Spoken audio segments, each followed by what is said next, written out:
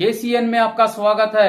मैं किंग हमीद। क्या है और आपको इसमें प्रॉब्लम क्या है? देखिए, इस बिल के इंट्रोडक्शन से पहले हमने रूल 72 के तहत स्पीकर को हमने एक नोटिस भिजाया था कि हम इस बिल के इंट्रोडक्शन के खिलाफ हैं, राइट। और हमारा मानना यह है कि ये जो बिल है आर्टिकल 14, 15 और 25 का उसके प्रिंसिपल्स का वायलेशन करता है। ये बिल बेसिक स्ट्रक्चर जो संविधान का उसका वायलेशन करता है और खास तौर से जुडिशियल इंडिपेंडेंस का और सेपरेशन ऑफ पावर्स का ये वायलेशन करता है।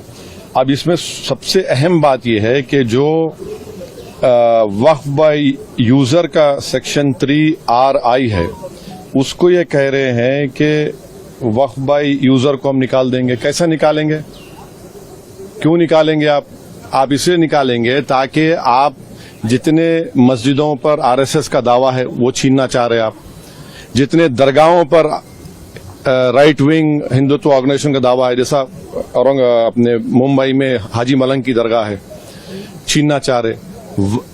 वक्फ बाय यूजर का आप निकाल कर बोल रहे हैं कि डॉक्यूमेंटेशन लेकर भाई 400 साल का डॉक्यूमेंटेशन रेवेन्यू साथ नहीं निकलेगा तो क्या करेंगे? आप दे देंगे क्या? चेंज कर देंगे?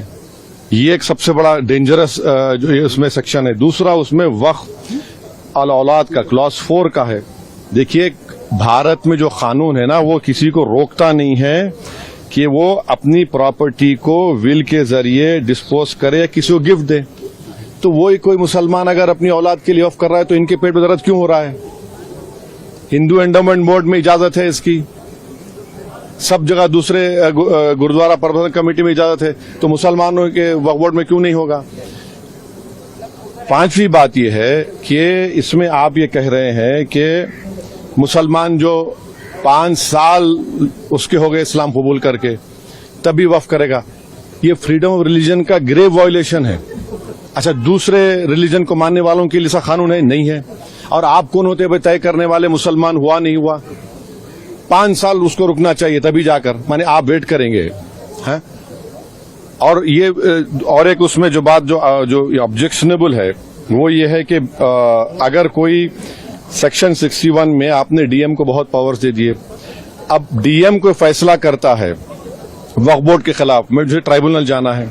अब ट्राइब्यूनल पहले क्या था, एक जज था, डिस्ट्रिक्ट जज, सीनियर CJ अपॉइंट, और 2 लोग थे। अब कह रहे हैं कि ट्राइब्यूनल में 2 लोग होंगे, रिटायर्ड डिस्ट्रिक्ट जज और एक ऑफिसर होगा, क्या होगा वो, ज्वाइंट सेक्रेटरी रैंक का। कोई ज्वाइंट सेक्रेटरी रैंक का ऑफिसर बैठकर रिटायर्ड कलेक्टर के खिलाफ ऑर्डर देगा? तो ये खुद अच्छा, और एक बात, कलेक्टर कैसे जज बनेगा?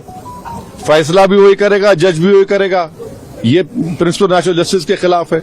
तो इसमें कई सेक्शंस हैं जो खतरनाक है, कई जो वक्फ बोर्ड के फेवर में नहीं है, वक्फ को खत्म करना चाहते हैं। तो सरकार की दलील ये है कि सब दलील झूठी है जो कि वक्फ बोर्ड एक वो जो बोल रहे हैं ना, वो गांव डिक्लेयर कौन किया वो बताएं देश को।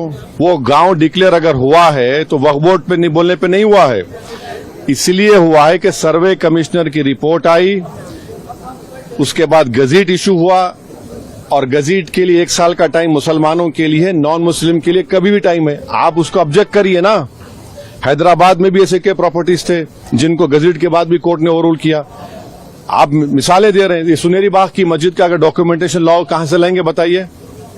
मेरे पास तो मंत्र शंतर नहीं है कि 200 साल पुराने के मरने वालों की रूहों को बुलाकर मंत्री जी के पास ले जाऊं कि देखो ये रूह है और ये कह रही है कि वक्फ है। ये क्या बात कर रहे हैं? तो ये लेजिस्लेशन नहीं है वक्फ को बुलडोज करके खत्म करने का, मुसलमान ज्यादा तो खुद लूटने का है। JPC को गया है, आप लोग विरोध कर रहे थे, आपको लगता है कि JPC से ये अभी इतना जल्दी बोलना गलत होगा। JPC का भी स्पीकर साहब उसको बनाएंगे, क्या होगा देखते हैं।